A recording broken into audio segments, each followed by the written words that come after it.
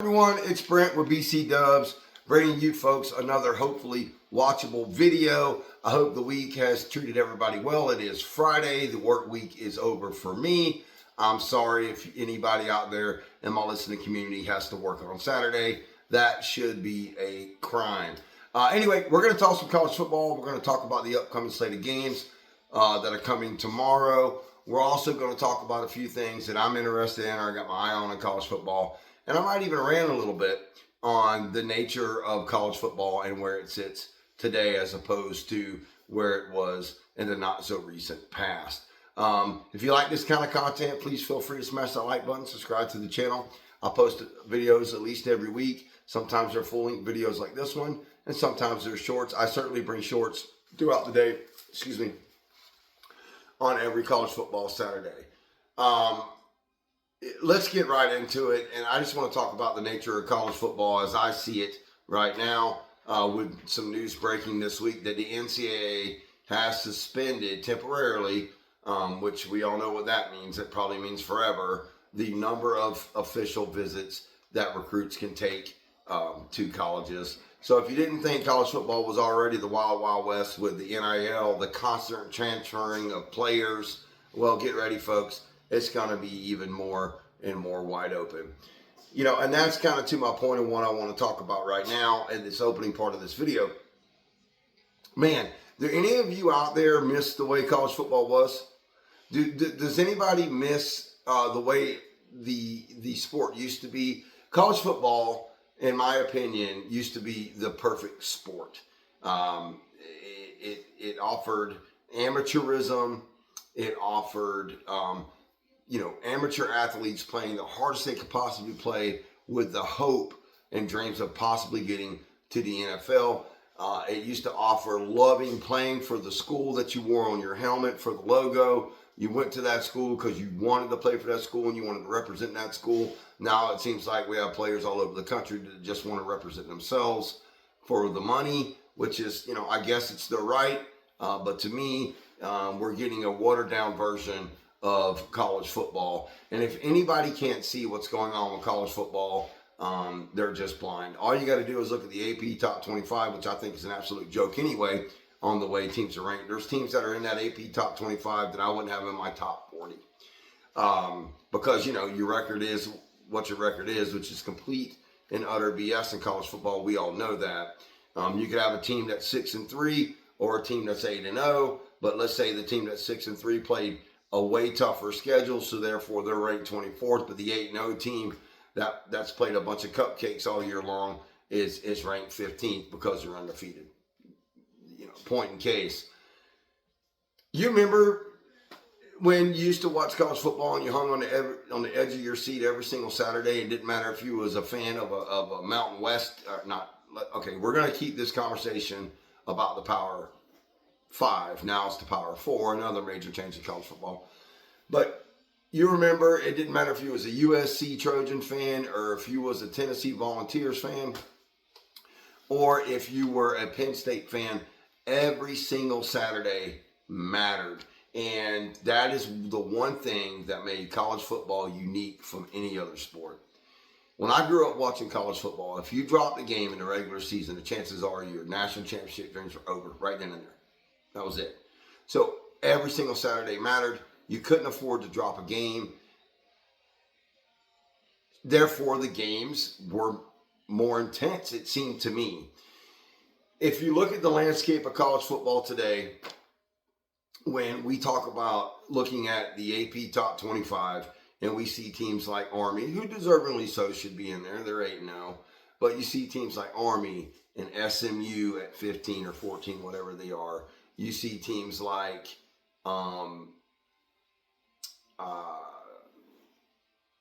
Indiana, who's undefeated in the top 25. You see teams like Boise State up there in the top, up to near the top, in the top 25. BYU, schools like that. Now, some of these programs have played with the top 10 and top 15, a few times in their history. But the NIL market has just made college football the wild, wild west. Take Vanderbilt, for example. Let's take Vanderbilt, for example. And now that coach over there at Vanderbilt, I draw a blank on his name, he's going to get all the credit for what's going on over at Vandy. This is the same coach that had 3-4 losing seasons in a row until he goes out and pays for a Daniel Pavia. Not only him, but he also pays to bring in the tight end Stove, I think is his name. He also brings in 4 or 5 members from that coaching staff. So basically, he took the heart and soul out of New Mexico. I think it was New Mexico, right? He took the heart and soul out of New Mexico. He plucked out the core of New Mexico. He paid to have it transferred and planted right into Vanderbilt. Bam, 6-3. And that is today's college football. You know, it used to be that you recorded in your junior year of high school, your senior year of high school, you committed verbally to a coach at a major university. That commitment meant something. If you told the coach you were going to go there, 9 times out of 10, that's the school that you went to. And then, you know, you may not have seen the field unless you were a superstar as a freshman, but you slowly groomed yourself into the caliber of athlete that you would need to be in a top 25 program. And then you had 3 years that you played at that school, and we got to watch you grow and develop, and we got to love these players and grow with those players as they're growing. And then about every 4 years or so, or every 3 years, your particular team who you really loved would pop and have a 10-win, 11-win season. Now it's not the case. You can go out and you can buy a team. A perfect example is last year's Florida State team, who we all know that the college football playoff committee left out of the college football playoff, which was obviously a good choice. Now, if you're a Florida State fan, you might not think so, but was a good choice as they played Georgia and got absolutely routed in that game. And, you know, you'll hear people say, well, the players didn't want to play in that game, so they quit. What I would say to that is, why would you quit if you're a player and you're playing for the logo? If you're a recruit for FSU and you're there for pride and you're there playing for that logo, why would you quit on your team if NIL wasn't a factor? Is it because the kids that were on that team got paid to be there? Once they realized it was nothing to play for, they said, screw it, I've already got my money, I'm out. You fast forward into this season, 2024 college football, and FSU has one win. Nothing changed except for Jordan Travis left. Are you telling me that one single player, Jordan Travis, is worth 10 wins? I don't think so. Norvell swung and bought another class through NIL and missed. And nobody playing for that program is playing for that spear on the side of that helmet. They're playing for the money. And this is the problem with college football today. NIL is not being used what it was intended for. NIL was intended for a student athlete to go out and market him or herself to, you know, brands and things like that, to be able to be compensated for playing. You know, like maybe it's Dr. Pepper and you're a Quinn Ewers, or maybe it's a Milo's Tea and you're a Bo Nix, or whatever the case may be. But now we've got these collectives that were created to pay players to come to colleges. It's just an absolute joke. The constantly transferring in and out of schools is an absolute travesty. It is killing college football. It is killing it. You know, I'm an Auburn fan, clearly. And, you know, we're having a really bad year. And I knew that it was going to be a rough couple of years. I didn't think that we'd be this down this year, although we've been in every game that we play, but we keep finding new and improved ways to lose every single game that we play in, which is really, really frustrating. But that being said, at the end of the day, when Hugh Freeze is done with this season, even though he's recruiting at a really high level out of the high school ranks, he also has to recruit his own players when the season ends to keep the recruits that he recruited last year from going somewhere else. And how can you possibly build a program how can you build a program like that? You just can't build a program. So if teams are down, they're going to be down constantly. If teams are up and they're championship caliber, they're going to be up constantly. And, I think all this was created for parity. And yeah, you may see it now with teams like Indiana and SMU and BYU and Boise State and teams like that right now. But the big boys are always going to eat, and now the little brothers are just going to suffer. That's all I got to say about that. I hope anybody can find anything in that's worth commenting on. Or if, sometimes I have a problem explaining my points and I don't get my points across with clarity. But, man, I'm just frustrated at the entire state of college football. And I'm not a fan of this 12-team playoff. It's created, it gives more people chances. Well, what for? Who cares? You're only going to have 2 to 3 teams every single year that have the potential of being good enough to win a national championship. Winning a national championship in college football is not easy. I know that we looked at Alabama for all those years under Nick Saban. He may have made it look easy, but it is not easy at all. I think there's 1 or 2 current head coaches right now in all of college football, 130 teams, that have won a national championship, if that tells you anything. It is not an easy thing to do. And just because you expand the playoff and we're letting 2 lost teams in there, potential 3 lost teams in there, a group of 5 teams, the winner of every conference gets in, doesn't mean it's going to be better. It just means it's going to make the same people that don't care, that's ruining college football, more money, that could care less about the state of the sport. All they care about is the money. The people that are making decisions for the sport that you and I love probably don't even watch it. So they're not sitting around on Saturday watching college football like you and I. They're in their corporate offices with their suits and ties. And that's just the way it is. That's enough complaining. Let's get into the slate of college football games we have coming up on Saturday. First and foremost, we have the LSU-Alabama game. Now, both these teams have 2 losses. You have LSU with a loss to, I believe it was, let me look at my copious notes. Oh, yeah. LSU with a bad loss to a bad USC team opening week. So you give them a pass opening week. Maybe they're a little rusty, but we all now know that the USC team that beat LSU is not a very good team. They're just not a very good team. NIL strikes again there for the Lincoln Riley and that program out there at Southern Cal. And then, of course, the Texas A&M game where they took out Wegman and they just threw a complete curveball in there. Well, I think his name is Reed, comes in there, and LSU had no answers because, once again, Brian Kelly has no idea how to adjust during a college football game to go from a pocket passing quarterback to a running quarterback. To me, it seems like it would be simple. You would just take your linebacker and spy the quarterback, and that'd be the end of it.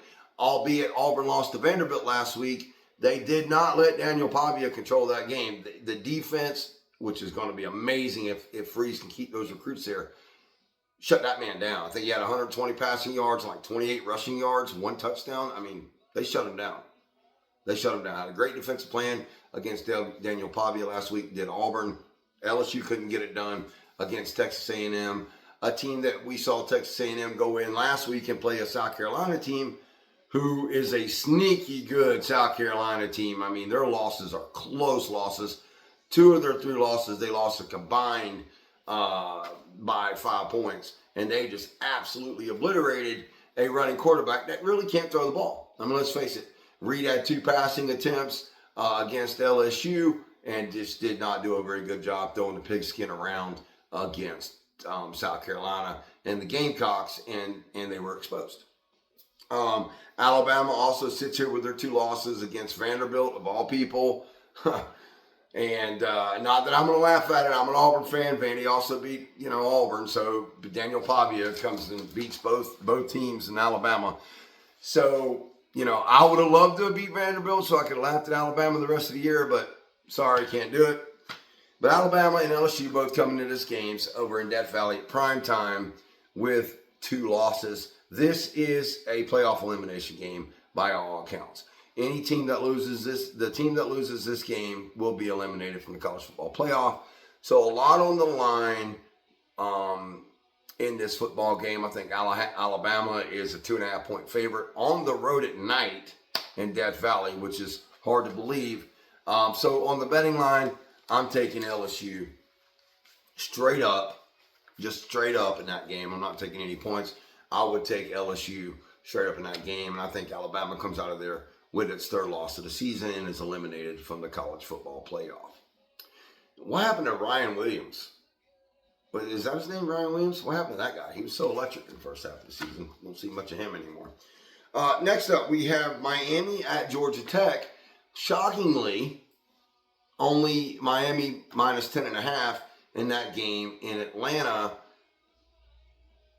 Maybe Vegas knows something we don't know. Is this the game where Miami's lack of defense comes back to bite them in the butt? I don't think so. Miami gets it done. And I also think not only do they get it done, I think they cover the 10.5 in Atlanta and they double that. I think Miami beats Georgia Tech by 18, 20 points. I really do believe that. I don't think Georgia Tech has the offense to score and keep up with Miami, and I think Miami's offense is just way too powerful. I expect Miami to score in the 30s and Georgia Tech to score in the teens. So I think they cover that. So I take Miami in that game. Florida at Texas. Oh my gosh. I mean, I think the injury to DJ Lagway actually saved Billy Napier at Florida. I think it saved him from getting fired. I really do. I think Florida brings Billy Napier back for another year. And, I mean, his two starting quarterbacks both went out. What are you going to do? And there's a lot to be said that Florida hung with Georgia in the first half of that Georgia-Florida game. But really, I mean, even before DJ Lagway got hurt in that game, it's not like his numbers were eye-popping or anything like that. But Billy Napier, depending on how the rest of the season pans out, as of right now, his seat is cool. He's being told that he's going to be retained. As of right now, we'll see if he gets blowed out the rest of the year. We'll see how that looks. I mean, he's going into Texas this week to play a Texas team. He's not been playing their best football, but I think they get it done against the Florida Gators, and I do not think they cover. I will take Texas straight up in that game, but the line is minus 21.5. I don't think Texas's offense, I think for whatever reason, it's taken a step back. I don't know what's wrong with Quinn Ewers. I don't know if he's hurt. And Arch Manning coming in and spilling for Quinn Ewers has not looked that great against equal caliber opponents, I should say. So Texas to beat Florida. The line's 21.5. There's no way I think Texas beats Florida by 21 points. I think it's closer than that. I think Texas gets the win. I think they're baking in that quarterback transfer from Yale's in there. I look for Florida to keep the ball on the ground and try to really use the run game in all kind of imaginative ways. Speed sweeps, toss sweeps, ISOs, whatever they can do to try to run and slow the game down and try to keep it as close as they can for as long as they can. Therefore, I don't think Texas is going to be able to score the 21.5 over the Florida Gators to cover the spread. Michigan and Indiana. I've seen some content on the internet talking about, Indiana's might potentially, this is the upset week for Indiana and that, it's a fluke. Some pundits have said that they're, undefeated this far in the season. And really, if you watch Indiana, they are a really sound, fundamental football team, and they're just having a good time. And it's a perfect example of a player-led team and guys playing for the guy that's lined up to the left and to the right of them. And for anybody that thinks that Michigan's going to beat Indiana, you must be drinking. I got Indiana in that game. I didn't write down the spread. Whatever the spread is, I take Indiana plus the spread in that game. That's what will be on my parlay this week.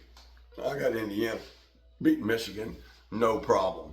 Maybe if Indiana was going into the big house, it might be more of a challenge, but I don't see an upset here. Michigan beating Indiana. I got Indiana plus whatever the spread is in that game. We're going to circle back to this game. We got Iowa State versus Kansas. The Big 12 is just wide open. America's conference, huh? Who's going to win that thing? Iowa State goes down last week to Texas Tech, who we're going to get to in a minute. But then they turn around and play a Kansas team. I think Iowa State bounces back. I think they get the job done. I got Iowa State in that game. Just taking them straight up. No points in that game.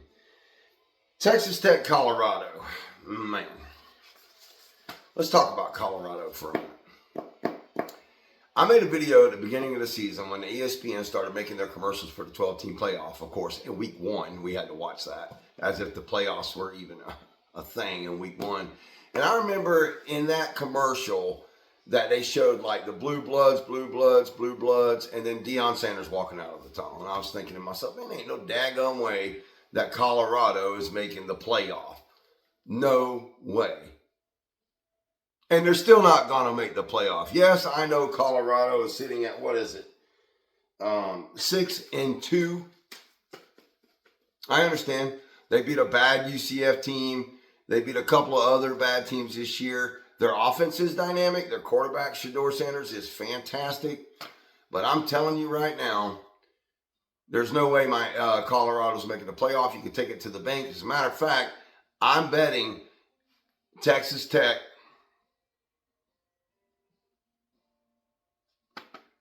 takes Colorado down in this game. Colorado is favored by 4.5. I don't think so. I think the Texas Tech team still has a lot to play for. They're quietly sitting down there in the Big 12 at 6-3, I believe they are. Quietly sitting over there. Nobody's paying attention to them. I think they beat the Colorado Buffaloes. Yeah, I do. Colorado, you're not making the playoff. Next up, BYU and Utah.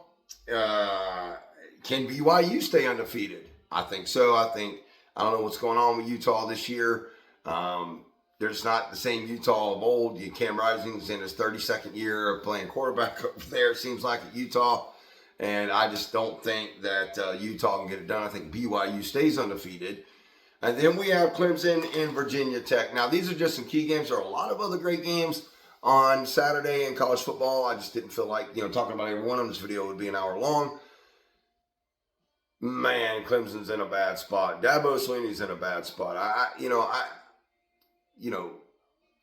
That's a brotherhood over there at Clemson, and they don't talk bad about their coach, and they got each other's back over there. But this Dabo Swinney not ever going into the portal to just get a couple of key specific players that he needs to make his team better. And going back to the beginning of the video, the transfer portal, that's what I had envisioned it of. You need one wide receiver because, yours graduated and the next guy up's a freshman. You want to plug in a 1-year wide receiver, you grab one. Not building your whole team from the NIL, Ohio State, Colorado, Florida State. Not that one and done garbage. What is this, college basketball? Give me a break. But anyway, I digress. If Clemson loses to Virginia Tech, are we finally going to talk about... Are the fans for Clemson going to start getting upset enough to start murmuring about some changes needing to be made? And I'm not saying that Dabo Swinney's going to get fired, but maybe there's enough heat on Dabo Swinney to maybe change his position a little bit on the transfer portal and the way he approaches things. I respect, because he holds the same values that I hold on college football, I respect what Dabo Swinney is doing and telling his players, you commit to Clemson, you play for Clemson.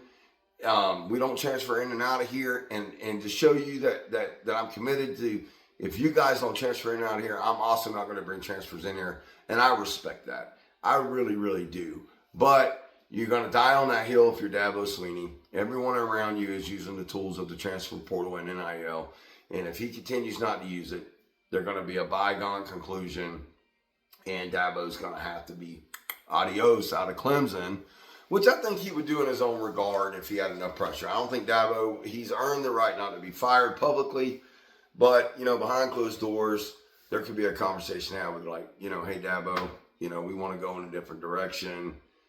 You want to go out and say you're going to retire. Something like that, maybe. And I may be putting, getting in front of my skis a little bit here, but man, that'd be your third loss, and that'd be trending downward, for Clemson year after year after year. And I think you might hear some clamorings out of Clemson, South Carolina. Let's talk about some unbeaten teams. We got Oregon, BYU, Army, and Miami. I think those are the only 4 unbeaten teams left. If I left one out in the Power 4, please let me know in the comments down below. Do I think these teams stay unbeaten this week? I think Oregon wins easily in their game. BYU, I've already told you, I think they beat Utah. Army, to be honest, I don't even know who they're playing, but they'll probably win. Miami, I think they stay unbeaten this week, but I think before the playoffs they eventually have a loss. I don't know if it's going to be an ACC championship game or what, but I think they do make the playoffs, but they don't go throughout the season undefeated. But anyway, folks, thanks for watching. That's what I got for the college football video coming up for tomorrow's slate of games. Hope you folks have enjoyed this video. I really enjoyed making them. I enjoy researching the stuff to talk about. And I will be bringing my original subscribers some more music-related content. I know it's been a while for that. But I haven't forgot about you folks. I will continue to bring music-related content as soon as I get an opportunity to get to the record store. Be looking for some shorts coming from BC Dubs tomorrow during the college football games. I like to do them at the halftime of the first games, halftime of the 3:30 games, and halftime of the late primetime games. That's it for now. We'll see you on the next one.